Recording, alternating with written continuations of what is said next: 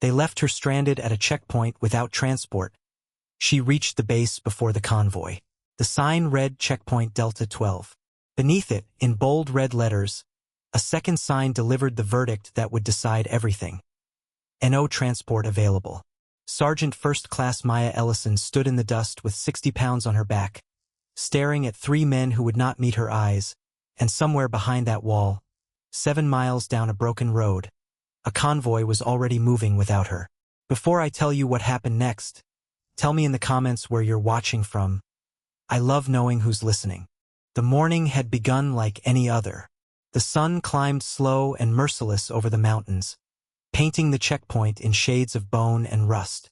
Maya had been told the night before that a vehicle would carry her the final stretch to forward operating base Ridgeline. It was a formality, really, a courtesy extended to soldiers arriving for a critical briefing. But formalities, she had learned long ago, meant nothing out here. Out here, only arrival mattered. She stood at the barrier with her arms loose at her sides, though her jaw was anything but relaxed. 3 soldiers leaned against the concrete barricade, sunglasses hiding whatever judgment lived behind their eyes. One of them, a broad-shouldered man with a name tag reading Barnes, finally spoke. No transport today. Truck broke an axle. You'll have to wait for the next rotation. When's the next rotation? Tomorrow. Maybe the day after. Maya felt the words land somewhere below her ribs. Tomorrow would be too late. The briefing at Ridgeline wasn't a routine check-in. It was the final coordination meeting before a joint operation that could not proceed without the intelligence she carried, memorized and unwritten. Locked inside her own mind because paper could be captured and men could be broken, but memory, if she guarded it, could not. She thought about arguing. She thought about pulling rank, about explaining what was at stake. But she had spent enough years in uniform to know that anger rarely moved men who had already made up their minds, and these men, Barnes and the other 2 behind him, Ellis and Thalson, looked like men who had already decided her problem was not their problem. So she said nothing. She adjusted the straps on her pack, felt the ache already blooming across her shoulders, and looked past the barrier toward the shimmering road that disappeared into heat and distance. 7 miles. On foot. Alone. The desert does not care about deadlines.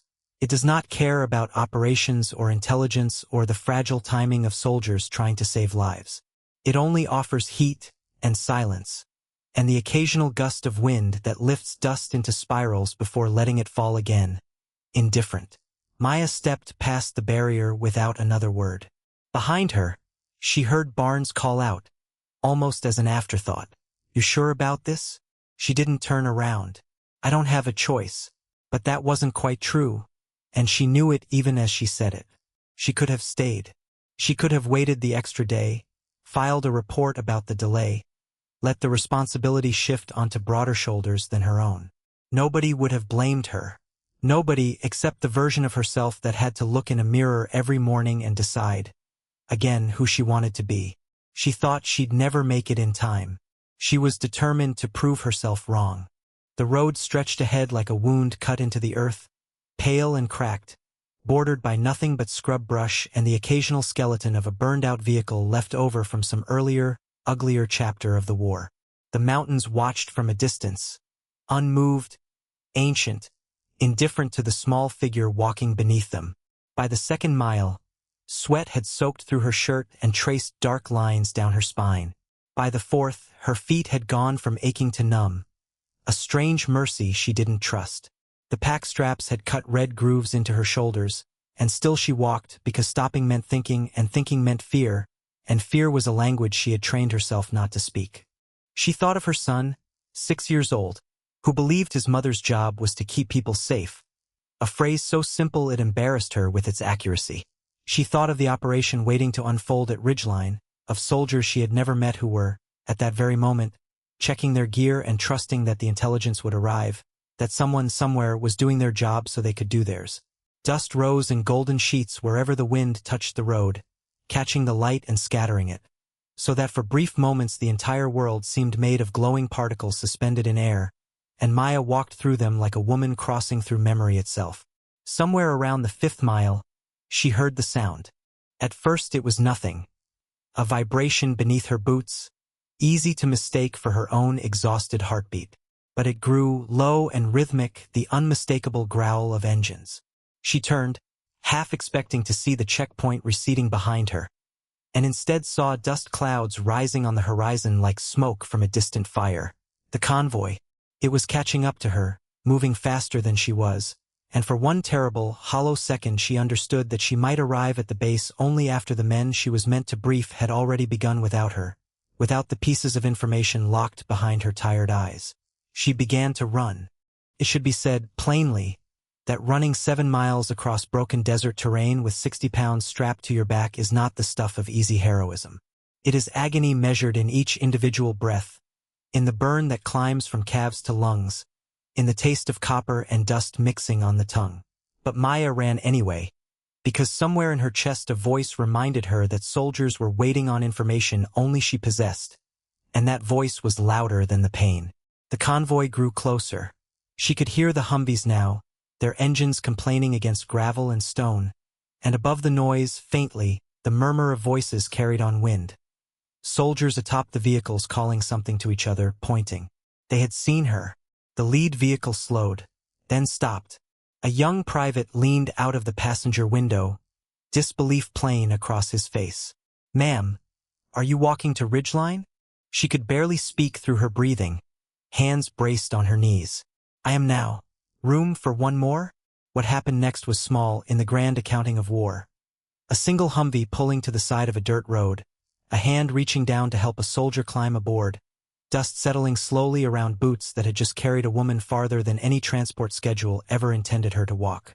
But small moments, witnessed by the right eyes, become the stories that outlast the war itself. The soldiers in that vehicle would tell others. Those others would tell more. And somewhere along that chain of retelling, a simple truth would take root. That a checkpoint could deny you comfort, could deny you convenience, could even deny you the courtesy every soldier deserves, but it could never deny you the choice to keep moving. She arrived at Forward Operating Base Ridgeline 17 minutes before the convoy's official arrival time blinked to 0 on the overhead display. She walked through the gate on her own legs, dust-covered, blistered, breathing hard, and utterly unwilling to have it any other way. The moral weight of the story lives quietly in its middle, in that dusty pause at the checkpoint. Barnes and his men were not villains. They followed protocol. They reported what they believed to be true. And yet their small failure of imagination, their inability to see urgency where they expected routine, nearly cost an operation its foundation. It asks a question worth sitting with: how many times do good people, following reasonable rules, almost break something they never meant to touch? At the briefing, Maya delivered every detail precisely as promised. The operation moved forward. Lives were protected that might otherwise have been lost to delay. And when someone later asked her how she managed to arrive on time, she only shrugged and said that turning back was never really an option. Not because she was fearless, but because the mission was never about her. Because kindness doesn't vanish.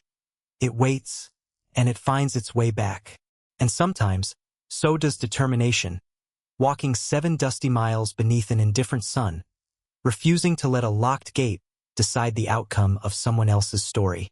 The checkpoint still stands today, its sign a little more faded, its message unchanged. No transport available. But somewhere in that dust, in that heat, a woman once proved that the absence of a ride was never the same as the absence of a way forward. If this story moved you, tell us in the comments what part stayed with you the longest.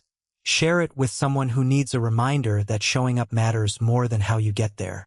And if you want more stories like this one, stories of quiet courage in uniform, subscribe, because there are so many more waiting to be told.